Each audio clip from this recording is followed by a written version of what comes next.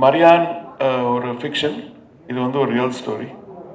இதுக்கு ஆக்சுவலி நான் ஜார்டன் பார்த்ததில்ல. ஸோ அவங்க கேட்டு நாங்கள் அல்ஜீரியா வரையா ஜார்டன், சரி வரேன்னு சொன்னேன். வந்தோன்னே ஒரு கேமரா வச்சுட்டாங்க, வச்சுட்டு ஒரு மியூசிக் வீடியோ பண்ணிடலாம். What was your favorite food? Sorry? What was your favorite food you liked in Chennai? Here, I don't know the names, but I'm vegetarian. Okay. So that's why, I can go anywhere and just eat proper. Samba? Samba, okay, so. You like sambar? Yeah, I do. You don't worry, Jimmy, I will make good sambar for you. Huh? Are you gonna cook for me? Yes, I'm a good cook. I have witnesses. I hadn't gotten married. I obviously wasn't a father. நான் producer ஆகலை, director ஆகலை, distributor ஆகலை. இந்த எல்லா மாற்றங்களும் என் லைஃப்பில் நடந்தது இந்த ஆடுஜீவிதம் ஜேர்னியோட நடுவில் தான். ஸோ என்னை பொறுத்த வரைக்கும் அந்த 28th of March, it is almost like one phase of my life is culminating. இந்த இசை ரசிகர்கள், இசை காப்பாளர்கள் அதை தூக்கி வச்சுட்டு கொண்டாடிட்டு இருக்கிறாங்க. அவ்வளோ அழகா ஒரு இசை ஒரு கேரக்டராகவே வாழுதுன்னா, இன்னும் சொல்ல போனால் நடமாடும் பிணமாக நஜீப் நடந்துகிட்டு இருக்கும் போதெல்லாம் இல்லை அவனுக்குள்ள உணர்வு இருக்கு, உயிர் இருக்குன்னு சொல்லிக்கிட்டே கூடவே நடந்து வர்றது ஏஆர் சாரோடைய இசை தான். ஆனால் அவ்வளோ அந்த அழகான ஒரு படைப்பு. ஸோ அடுத்ததாக பார்த்தீங்கன்னா the national award winning director Blessy அவர்களை அன்போடு மேடைக்கு அழைக்கிறோம்.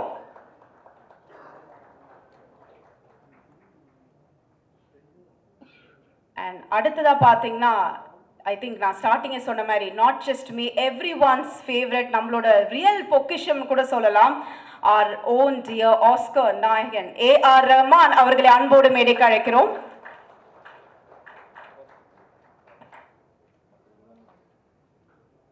அடுத்தபடியாக all the way from Hollywood, though he's an actor come producer, but it's time for us to show some Indian love to him. So ஒரு கைத்தட்டலோட நம்மளோட இவரையும் கூப்பிட்டுடலாம் மேலைக்கு, ஜிம்மி அவர்களை. Jimmy, please come on to the stage please. அடுத்தபடியா நம்மளோட special guest lyricist நேஹன் அவர்களை அன்போடு மேடைக்கு அழைக்கிறோம். And also I would like to call upon Masuk Rahman, lyricist அவர்களை அன்போடு மேடைக்கு அழைக்கிறோம்.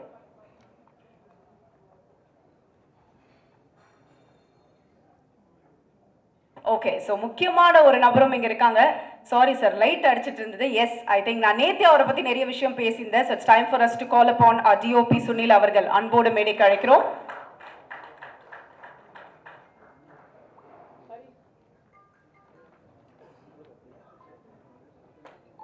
ஸோ இந்த படத்தை பற்றி நிறைய பேருக்கு நிறைய விஷயம் இருக்கும். ஸோ முதலாவதாக நான் யாரை பேச கூப்பிட போறேன்னா, நேத்தே வந்து ஒரு பெரிய டிஸ்கஷன், நிறைய கேள்விகள் அவர்கிட்ட கேட்டேன். நானே சொன்னேன், சார் இந்த 15 minutesல வந்து எவ்வளோ கேள்விகள் என்னால் உங்ககிட்ட கேட்க முடியும்னு தெரியல, பட் முடிஞ்ச அளவுக்கு கேட்குறேன். அப்படிதான் நேத்தே ஒரு டிஸ்கஷன் போச்சு.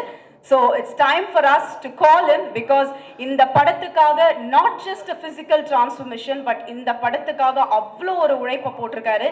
So with all your permission, I would like to call upon that very own talented actor Prithvi avargal to share a few words please.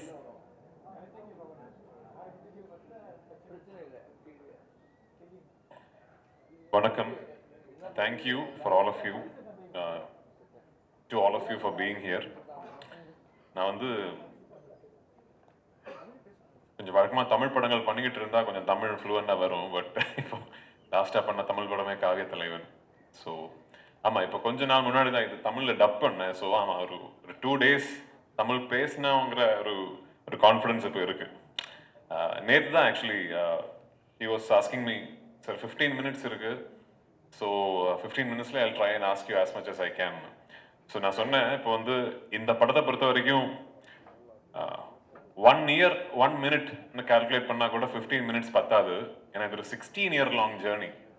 2008 தான் actually director Blessy decided to do Aadujeevitham. And 2008-2009 தான் he first came to me, இப்படி நான் இந்த படம் பண்ண போகிறேன், நீ தான் இதில் நஜீபா நடிக்கணும்னு சொல்லி.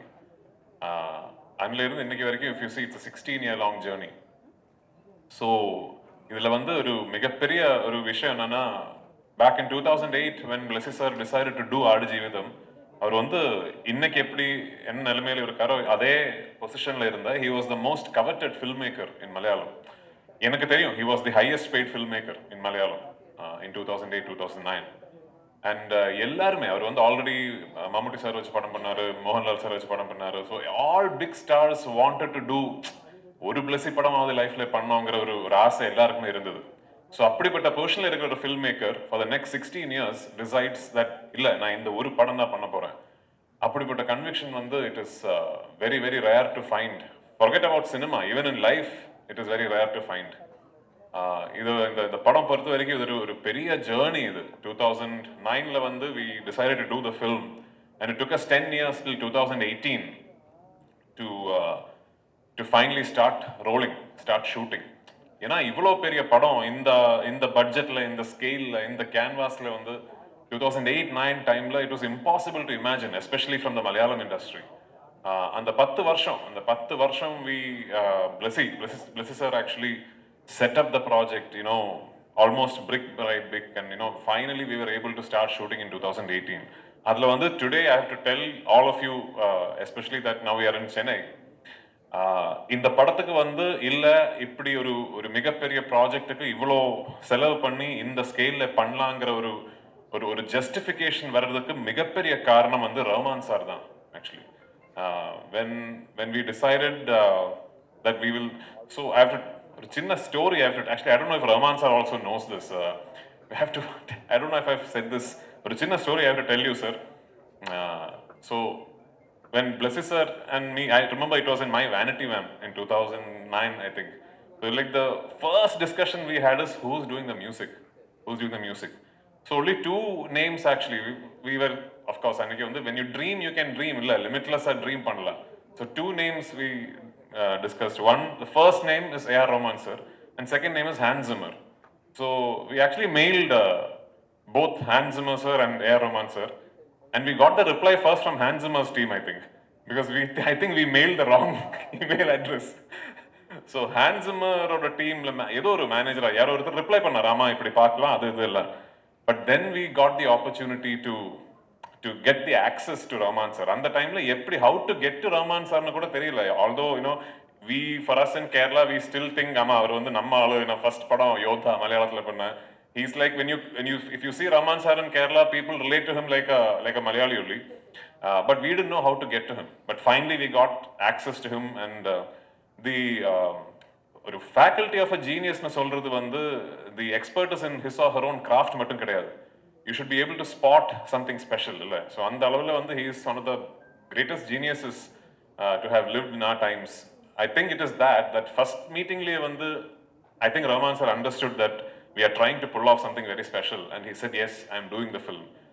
Rahman sir oda per வந்து when it got associated with the project is when suddenly the film, you know, even in Kerala அந்த டைம்ல A.R. Rahman பண்றாரா, ஐயோ அப்ப அந்த லெவலா படம், அந்த so அந்த அப்படிப்பட்ட ஒரு டாக் வந்து it really helped us a lot during the setting up stage. So I have to take this opportunity to thank Rahman sir for showing the faith and the trust in this project, and more importantly in Blessy's vision. So finally 2018 we started shooting, and so இதுல வந்து ஒரு பெரிய transformation is part of playing the role. ஏன்னா வந்து ஒரு 3.5 years ஒரு டெசர்ட்ல வந்து stuck ஆன ஒருத்தரோட கதை. இது கதை கிடையாது, ஆக்சுவலி இது வாழ்க்கை, ஒருத்தர் நிஜமாவே வாழ்ந்த வாழ்க்கை. அது ஃபார் another discussion. ஸோ இந்த படத்தோட பிகினிங் போர்ஷன்ஸ்ல வந்து நான் நிறைய வெயிட் போட்டேன். ஏன்னா வந்து நிறைய வெயிட் போட்டுட்டு அப்புறம் if you start losing that change பயங்கரமா இருக்கும்னு சொல்லி I put on a lot of weight, and we did the Kerala portions, and we went to Jordan. In Vadiram we shot the first desert schedule where I was hefty and you know I had put on weight. Then we stopped shoot. அதுக்கப்புறம் ஒரு 7 months shooting நிப்பாட்டி எனக்கு wait இழக்கிறதுக்கு வந்து time கொடுத்து 7 months later, end of the year or beginning of next year, we went back to Jordan. Beginning of 2020 we went back to Jordan. Shooting ஆரம்பிச்சு கொஞ்ச நாள் தாண்டினப்போ the pandemic struck and we had to stop shooting. கிட்டத்தட்ட ஒரு 3 months the entire team was stuck in a desert in Jordan without being able to shoot. Shooting permission was stopped. International air travel was stopped. So almost at the end of the 3rd month we got a repatriation flight. அப்படிதான் அந்த team ஃபுல்லா திரும்பி வந்தேன். அந்த டைம்ல வந்து Blessy sir and me and the whole team, we did not know இது எப்போ இனிமே ஷூட்டிங் நடக்குமா, திரும்பி போக முடியுமா, எதுவுமே தெரியல. And imagine it's a journey of so many years of wait and effort. But ஏதோ கடவுள் பார்த்தேன்னு நினைக்கிறேன் ஒரு 2 இயர்ஸ்க்கு அப்புறம் ஆல்மோஸ்ட் 1.5 இயர்ஸ்க்கு அப்புறம் we managed to regroup and get the permissions again. இந்த வாட்டி to shoot the escape portion of the whole desert saga we went to Algeria in the middle of the Sahara desert. Timimoun ஒரு இடம் அதுல அங்க இருந்து we used to go in 4-wheel drive SUVs into the desert. தெரியல, I don't know if any film crew has ever been there. I think it should be next to impossible. நாங்கள் எங்கள் shoot பண்ணிக்கிட்டு இருக்கும்போது I remember the locals, the Algerian locals telling us we ourselves haven't seen these places. So அப்படிப்பட்ட ஒரு இடத்துல we shot one big portion of the film. Then we came back to Jordan and 2020ல வந்து எது we couldn't do, the portions that we couldn't shoot, we completed that in Jordan and finally we came back to Kerala and the film we finished shooting in 2022. அதுக்கப்புறம் ஒரு 1.5 years long post production process. இந்த 28க்கு இவ்வளோ பெரிய கதையோட climax. So என்னை பொறுத்த வரைக்கும் 2009-2008 டைமில் when I said yes to the film, நான் வந்து I hadn't gotten married, I obviously wasn't a father, நான் ப்ரொடியூசர் ஆகலை, டைரக்டர் ஆகலை, டிஸ்ட்ரிபியூட்டர் ஆகலை. இந்த எல்லா மாற்றங்களும் என் லைஃப்பில் நடந்தது இந்த ஆடுஜீவிதம் ஜேர்னியோட நடுவில் தான். ஸோ என்னை பொறுத்த வரைக்கும் on the 28th of March it is almost like one phase of my life is culminating. அதில் வந்து ஒரு பெரிய சந்தோஷம் என்னன்னா, finally when it is releasing now, I guess it's releasing at a time which is great for cinema in general and for Malayalam cinema in particular. இந்த படம் right from the beginning we always thought whenever it is releasing we should try and get the best distributors, the market leaders to distribute this film for us in every market. So I should take this opportunity since I'm here in Chennai and speaking to you about the Tamil version. Thank you, Udayanidhi Stalin sir. நான் ஒரு phone call தான் அவருக்கு பண்ணேன். I called Uday once and I've never spoken to him before that. And I told him, இப்படிப்பட்ட ஒரு project, இது ஒரு இண்டஸ்ட்ரியோட ஒரு பேஷன் ப்ராஜெக்ட், இவ்வளோ வருஷங்கள் இதோட எஃபர்ட், இது ரெட் ஜாயிண்ட் தமிழ்நாட்டில் ரிலீஸ் பண்ணால் எனக்கு ரொம்ப பெருமையாக இருக்கும்னு சொன்னேன். And I think Uday ஒரு artist, so probably he understood what I meant.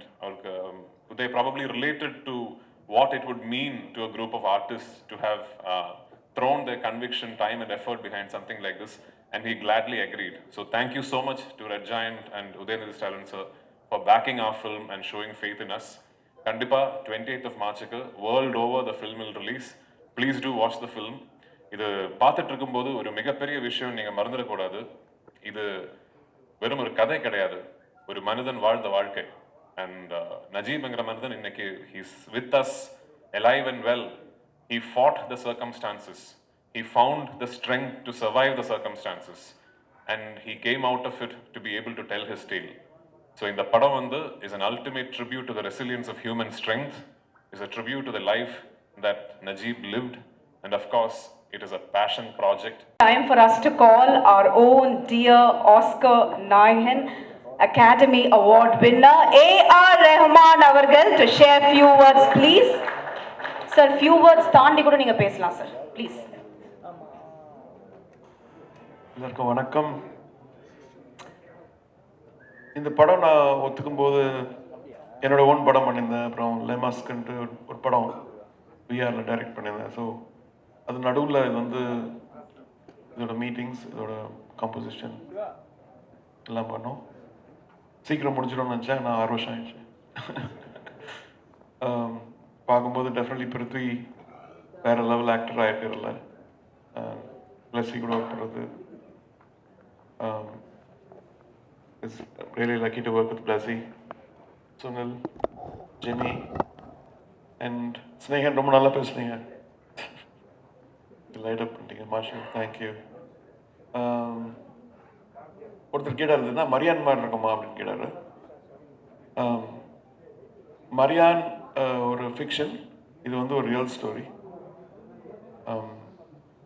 250 பதிப்பகமாயிட்டில் 250 editions. 250 editions அவ்வளோ புக்கு படிச்சிருக்காங்கன்னு அது எதுவும் இருக்கணும் டெஃபினெட்லி.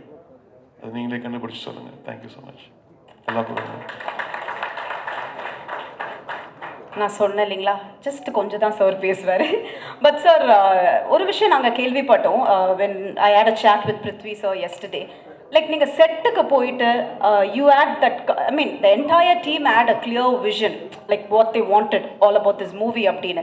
பட் நீங்கள் செட்டுக்கு போயிட்டு நீங்கள் பார்த்த ஒரு விஷயம் and how did that complete songs okay let me do this song, இந்த சாங் இந்த படத்துக்கு தேவை அப்படின்னு where you thought about it actually?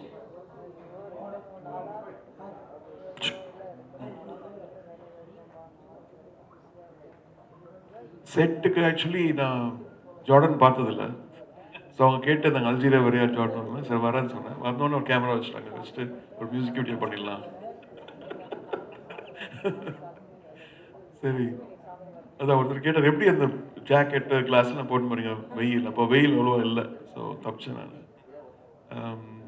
But definitely ஒரு வேர்ல்டு வந்து ஒரு சைடில் அப்படியே ஓடிட்டு இருக்கும்போது இவங்க வந்து நிதானமாக ஒரு படத்தை எடுத்துருக்கும் போது I think we need people like Blessy, we need people like Prithviraj to believe in these kind of stories. நமக்கு ரொம்ப வயலன்ஸ் இப்படி பார்த்து இது ஒரு பியூட்டிஃபுல்லாக உள்ள ஒரு இன்னர் சோல் சர்ச்சிங் மூவியாக இருக்குது. கண்டிப்பாக நம்ம எல்லாரும் ஒரு ஆடு ஜீவிதம் காண்றோம். ஆக்சுவலி சில பேர் வந்து ஃபேமிலியில் காண்றாங்க, சில பேர் வந்து கெரியரில். இவர் வந்து டெசர்ட்டில் கேரளாலேருந்து போய் இருக்கிறாரு. Thank you, sir. Thank you so much. But Nijamave, I think it was a big blessing to all of us. Unga munadi. For all of us involved. Thank you. Thank you so much. Thank you, sir. Thank you so much. Sir, அப்படியே ஒரு கேள்வியும் கேட்டுடுறேன் on behalf of all the press and media friends. எந்த ஒரு particular scene, because மொத்த படமே பார்க்கும்பொழுது கஷ்டப்பட்டு தான் the entire team has worked. எந்த ஒரு சீன் வந்து உங்களுக்கு ரொம்ப கஷ்டப்பட்டு பண்ண ஒரு சீன்னா எந்த சீனாக இருக்கும்? which took a long time, ஐயோ என்னால் முடியல அப்படின்ற ஒரு you would have pulled yourself back இல்ல, which particular scene was that? இல்லை நான் இப்போ வழக்கமாக ஆக்சுவலி நான் நிறைய படம் பண்ணியிருக்கேன். I've done more than 100 films. So வழக்கமாக when you ask me about a film, I'm able to differentiate the experience of shooting the film as அந்த சீன், இந்த ஃபைட் சீக்வன்ஸ், இல்லை இந்த கிளைமேக்ஸ் சீக்வன்ஸ், அந்த லொக்கேஷனில் ஷூட் பண்ணது ஏதோ தெரியல. பட் ஃபார் ஆடுஜீவிதம் எனக்கு வந்து beginning to end of even as we speak today இது ஒரு ஒன் ஹோல் எக்ஸ்பீரியன்ஸாக தான் என் மனசில் இருக்குது. Actually I am not able to differentiate between days, scenes, events. I remember how I felt என்ன பிகாஸ் ஐ கீப் சேயிங் எனக்கு வந்து இந்த படத்தை பொறுத்த வரைக்கும் ஓவர் பேரிங் மெமரி வந்து பசி. I wasn't eating. இந்த அதான் ஜிம்முக்கு போய் சிக்ஸ் பேக் எல்லாம் பண்றது நானும் பண்ணியிருக்கேன். ஆக்சுவலி அது வந்து இன்னொரு இட்ஸ் another ப்ராசஸ் இல்லை. இந்த படத்தை பொறுத்த வரைக்கும் the transformation required me to look like somebody who did not have access to enough food, somebody who was starving. அதுக்கு ஒரே வழி தான், I have to take that route, I have to starve myself. So now I wasn't eating, I was completely fasting தான் பண்ணிட்டு இருந்தேன். Almost at times the fast used to go on for 3 days, 72 hours. So இந்த படம் வந்து shooting பண்ணிட்டு போயிட்டு இருக்கும்போது என்னோட ஞாபகத்தில் வந்து பசி தான் main. When I wake up I am hungry, through the day I am hungry, when I go to sleep I am hungry. So other than that I cannot differentiate between days, scenes எல்லாம். இது ஒரு பெரிய ஒரு giant experience, like I feel like I've lived through that. So ஆமா, it's tough for me to pick one. Okay, thank you so much. So அடுத்தபடியாக I would like to call upon DOP Sunil அவர்கள். பாட்லயே வந்து அப்படியே வந்து நம்மள கட்டி போட்டுருவார் அப்படின்னு சொல்லலாம். So our very own favorite lyricist Snehan அவர்களை அன்போடு அழைக்கிறோம்.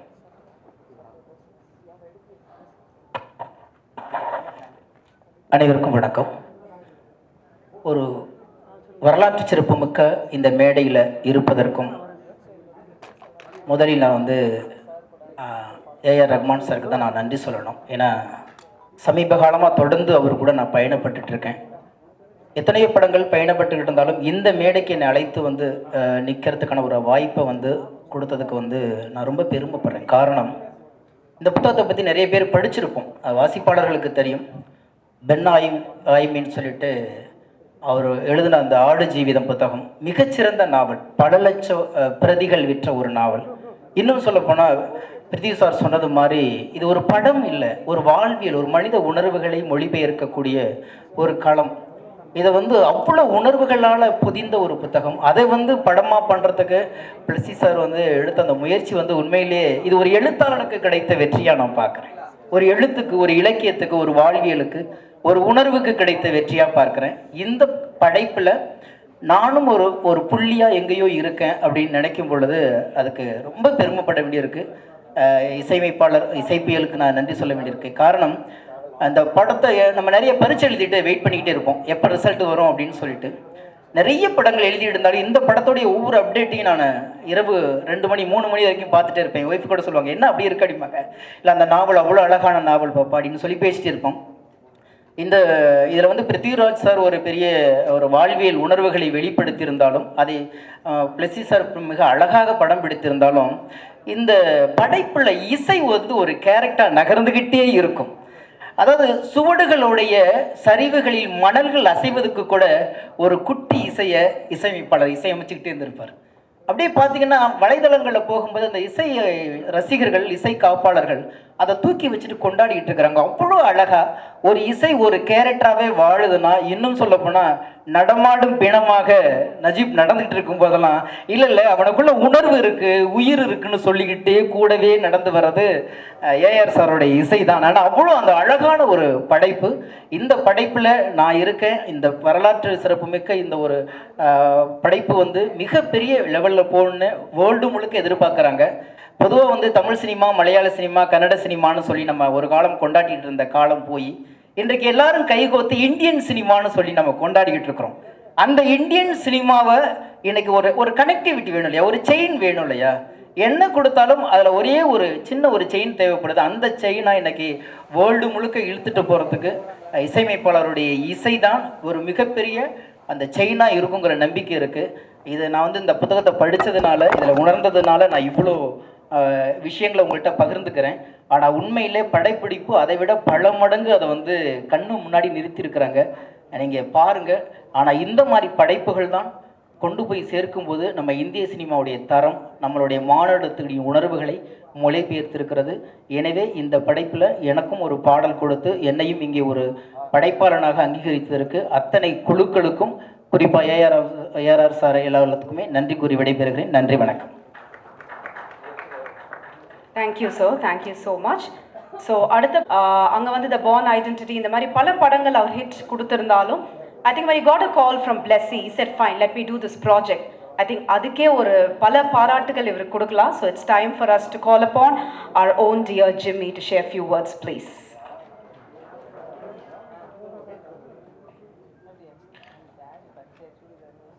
Hi, good evening. Well, I'm very happy to be here because this is such a great adventure for me. Yes, I live in LA.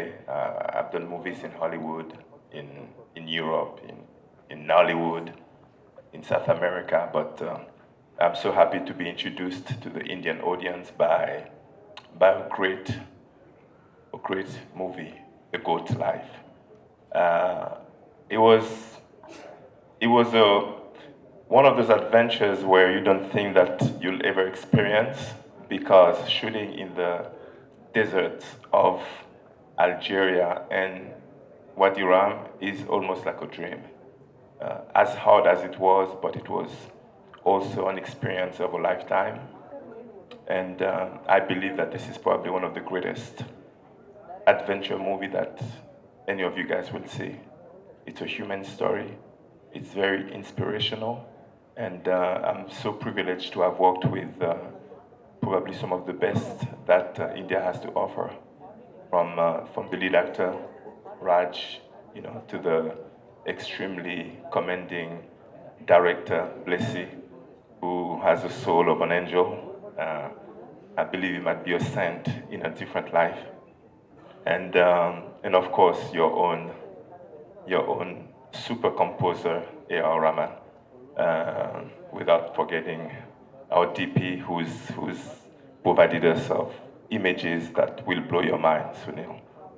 So, very happy to be here, very happy to experience India, to experience Chennai, and I love your food. Thank you.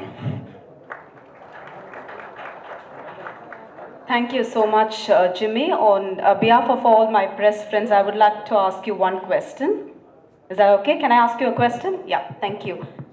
So, what was more challenging to you, because you've done so many movies in Hollywood? But here, when you come all the way and working with such director like Blessy, what was more challenging? Was he very strict to you, or he was calm and composed on the set? Blessy was extremely calm and composed.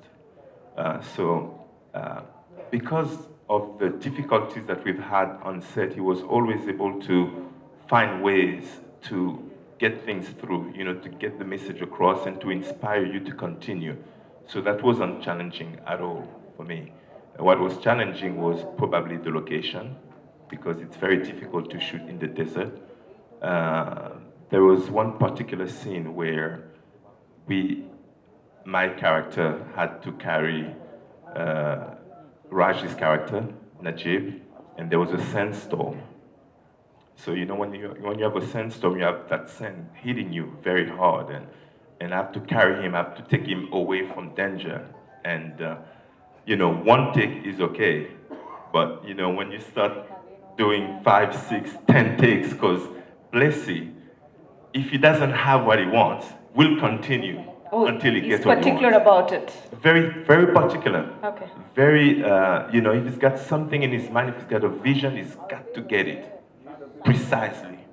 So I think that part of it was a bit challenging. And also, I spoke Arabic in this movie, so I also had to learn some Arabic, which is not easy for me, even though I do speak some other languages, but Arabic is completely different to what my tongue is used to. Thank you. And you said you like the food in Chennai, right? Yeah, I do. What was your favorite food? Sorry? What was your favorite food you liked in Chennai? Here, I don't know the names, but I'm vegetarian. Okay. So that's why, I can go anywhere and just eat proper. Samba. Okay, so You like sambar? Yeah, I do. You don't worry, Jimmy. I will make good sambar for you. Huh? Are you gonna cook for me? Yes, I'm a Hey, good cook. I have witnesses. ஐயோ press முன்னாடி வேற சொல்லிட்டேனே, but it's okay. But next time when you come, definitely இல்லனாலும் today evening we'll get that sambar for you. All right? Good deal. Thank you so much, Jimmy, all the way from there. And I think அவரோட character வந்து ரொம்ப பர்టిక్యులரா பேசப்படும் அப்படின்னு சொல்லியிருக்காங்க. So thank you once again to Jimmy. And yes, அடுத்தபடியாக I think man of few words. ரொம்ப குறைவா பேசுவார், ஆனா அது எல்லாமே தக் மூமெண்டா மாறிடும். அண்ட் அவர் கொஞ்சம் பேசினா கூட ஐ திங்க் அவரோட தாளம் வந்து கேட்காத நபரே இருக்க முடியாது. இட்ஸ்